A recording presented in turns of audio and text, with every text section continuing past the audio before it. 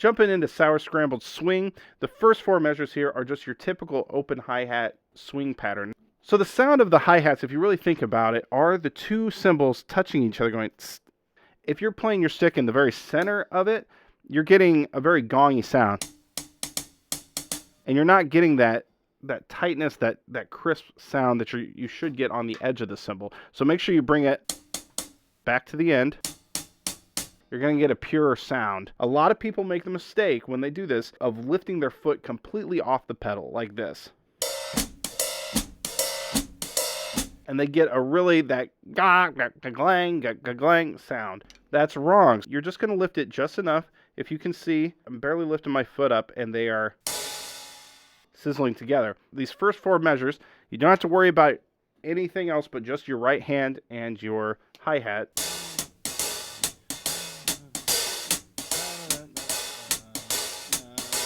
That's all it is. So that was made famous by Papa Joe Jones, by the way, who was a drummer back in the heyday of the big bands. This next part is probably the trickiest part of the piece. We have some hits here.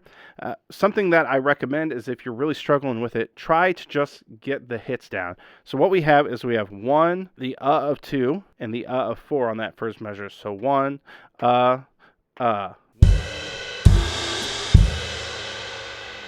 What we're trying to do as drummers is to help people count these things. So we're playing the in-between notes to try to help them set up the next ones, and that's why it's called a setup. So what I recommend doing is trying to put those snare drum hits in between. So,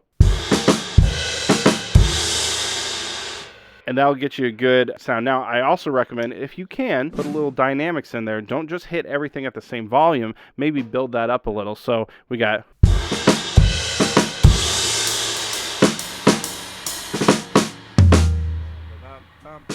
The most important part of that is how you end it, because you have 1, 2, 3, 4, da da da da. That last part, 3, 1, is the most important part. You got to make sure you hit that, and you got to make sure you're counting. Now, whenever you come up to a rest like that, that's why keeping a heel, keeping time is really important. So if I go...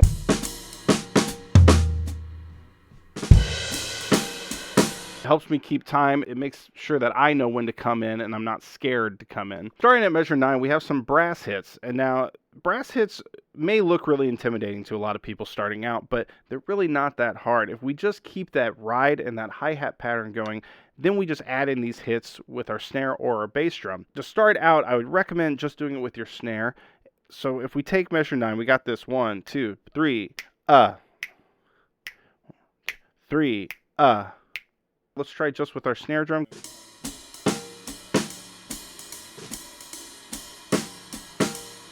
Now you can also put that with your bass drum.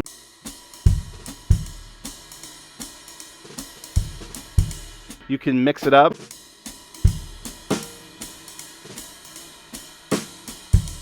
You can also add hits in between. You don't have to be that busy. Sometimes I recommend people not doing too much because it can distract from what's happening with the band. But you could go...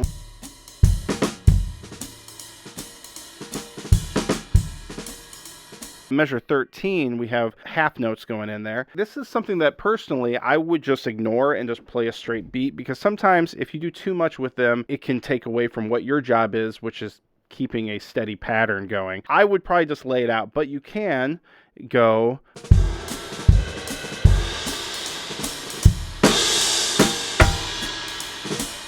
The hit at measure 15 there, I recommend doing a hit on beat 1. That really helps set up that beat. 17 is just repeating what measure 9 was, with a little difference that there's a stop at the very end of that 8 measure phrase. So what I would recommend you doing if you want to play those in-between beats, like, is not doing them at measure 9, adding them in at 17, because if you can build a little bit, not just in volume, but in complexity, that will help make you sound like a more mature player. 25 is our brass section here. So we got...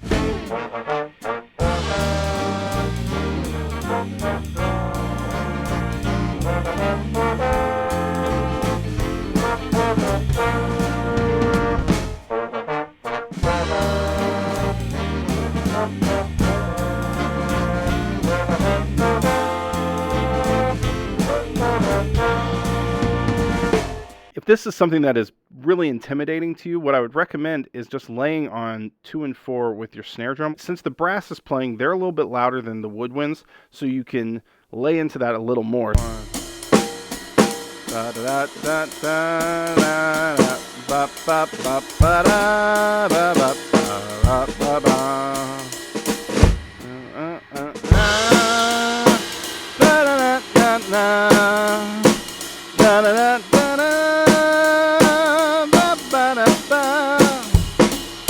If you feel really good about it and you want to play those hits, you can do that as well. So I'm just going to kind of match these hits with my playing.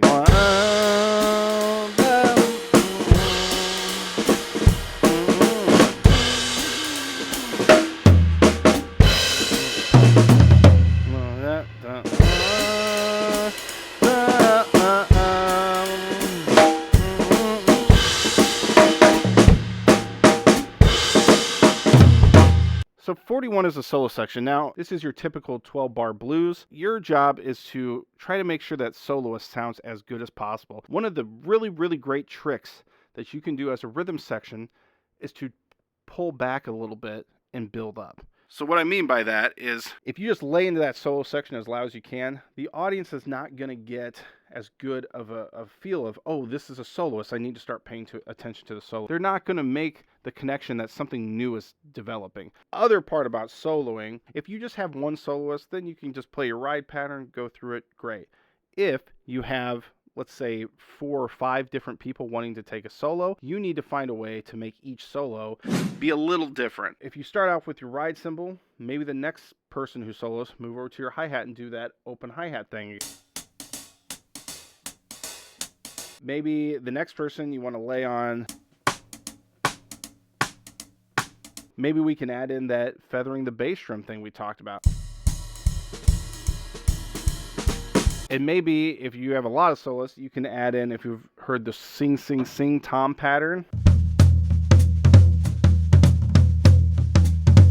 If you have a different ride cymbal, maybe you have a ride cymbal with a sizzles in it or rivets in it, and you can switch to that for certain solos. And if you want to know more about what that is, I'll have a video about that as well. You just want to try to change it up a little bit so that every soloist has their own unique solo, and it doesn't just sound monotonous and the audience isn't sitting there going like, another solo. If you keep changing it up, the audience will be a little more attentive. So we'll play through the solo section one time. We have those hits on the 4th measure there, and then we have those stops on 49 and 50.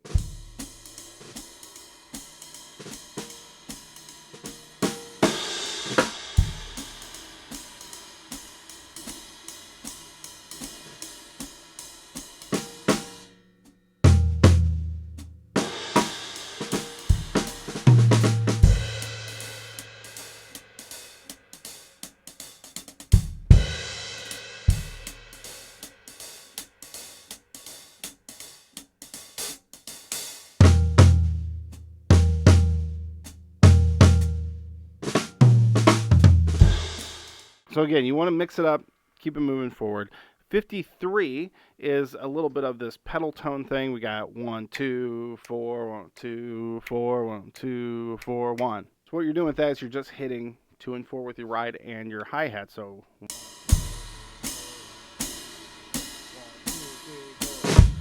57, this is the climax of the piece. We call this the shout section. This is the big, loud brass part.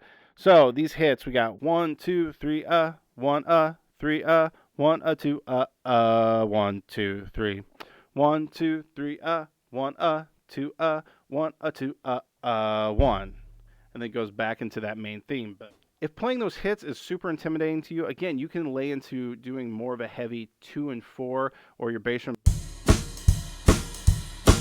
But I don't want you to maintain that through the rest of the piece. That's just, if that's really difficult for you, that would be a good option. Play this for you.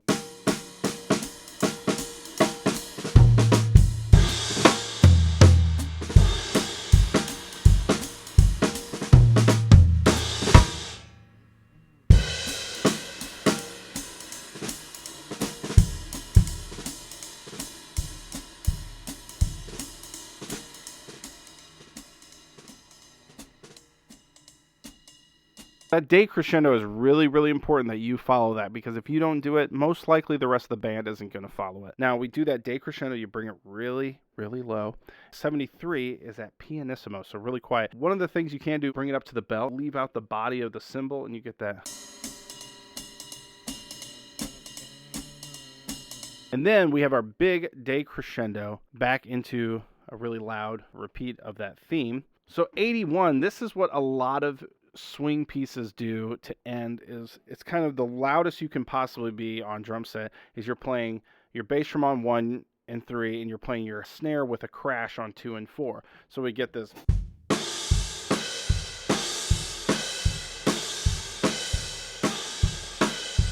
And then you have those hits at the end. Da da da ba 2 3 4 1 ba ba da ba ya ya ba da da da da 1. And then you hold out that ending, and that's sort of your chance to do a little something fancy there if you want.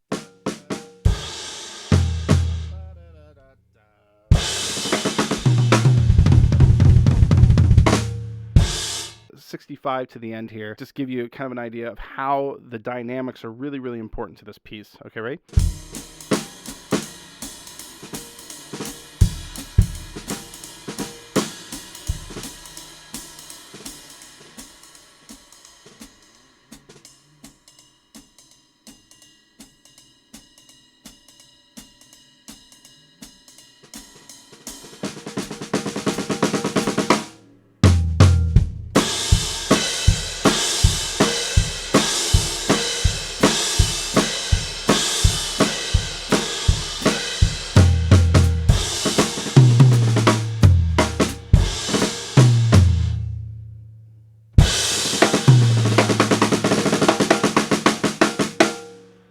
I'll do a playthrough of this in another video, but thank you so much for watching. The fact that you're even taking advantage of this resource is really a great thing, and I appreciate you guys so much, and I hope you have fun playing this piece.